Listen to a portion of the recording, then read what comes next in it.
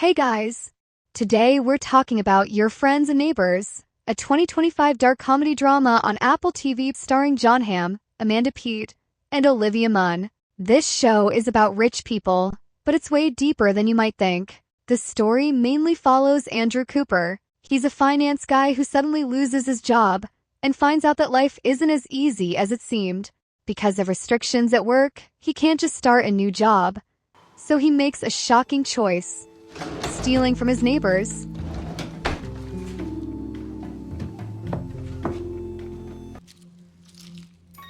The Patek Philippe Nautilus sealed 18-karat white gold, blue sunburst dial, water-resistant up to 30 meters. Like that will ever come up. But it's not just about crime. The series really explores his relationships, choices, and the consequences of trying to hold on to control.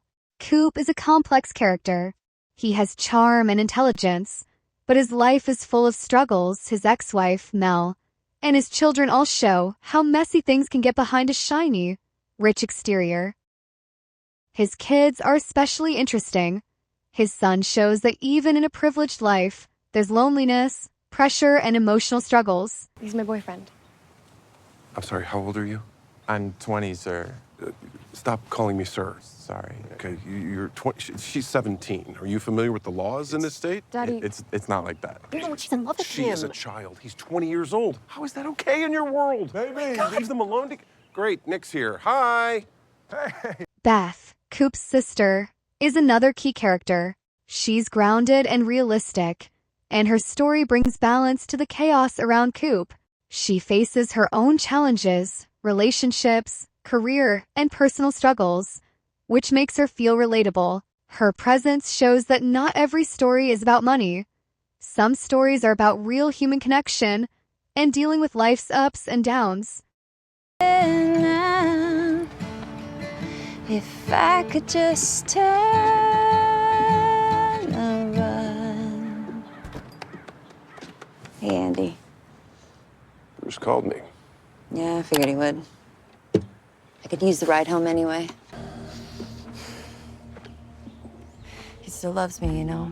Honey, he's got a wife and 2 kids. One of the most striking things about the show is how these characters behave in social gatherings, like parties or saunas. They sit together, talking about life, success, and happiness. But most of the time it's just empty chatter about trivial or meaningless things. Coop himself often gets visibly frustrated with these conversations.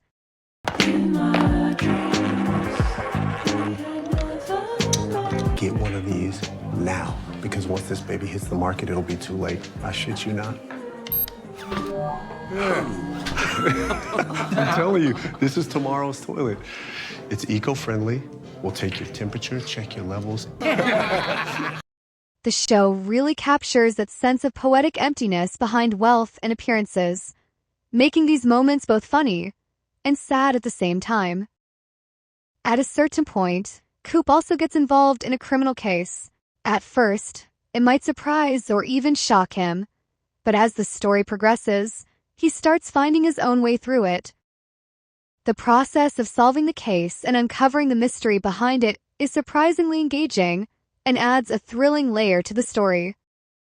Another highlight is the relationship between Coop and the housekeeper, Elena. I don't know what I know. 5 minutes ago, I didn't know you were a thief. I was just gonna take the ring. And when Nick notices his championship ring is missing, who do you think he's gonna blame? Come on, Nick loves you. Nick loves watching my clean his house. That's fair. Their banter and playful jokes create a lot of funny, lighthearted moments, giving the show some great comic relief amidst the darker or more dramatic storylines. One thing you notice a lot in the series is betrayal and infidelity. Coop's ex-wife, Mel, cheated on him, yet as the show goes on, we see she's still not truly happy. Mel always wears the most expensive clothes, lives in the best house, drives the nicest car, and even works as a psychologist. Anyone looking from the outside would think she's living the perfect life, but when we get closer, we realize she's not happy in her personal life and even struggling professionally. Despite her credentials as a psychologist, she's emotionally broken, showing that wealth and appearances don't guarantee fulfillment. I'm numb all the time. I miss moments I can't ever get back every day. Moments with the kids, with my patients. My God, I'm a terrible therapist right now. You're not a terrible therapist. No, trust me. You're not there. Maybe it's not enough. Our kids, I gotta up everybody else's kids too. No, it's good to have goals. One of the most memorable moments is episode 4, during Mel's birthday. Her friends bring her all these expensive, fancy gifts, but Coop gives a simple candy. She ends up treasuring that candy the most, eating it while tears fall. It's such a small gesture, but it perfectly captures what the show is about. True emotions and personal connections matter more than wealth and appearances.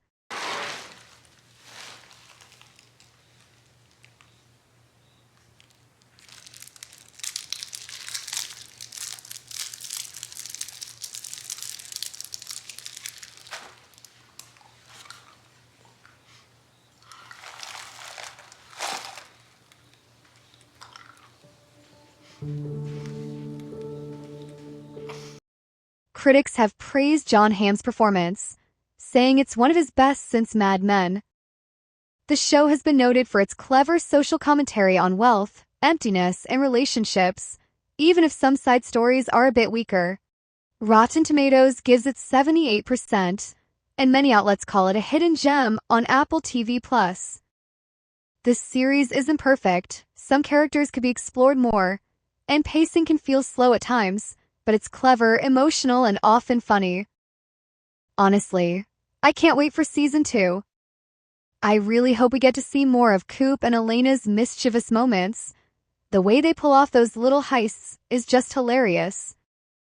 I'm already counting down the days to see what crazy situations they get into next.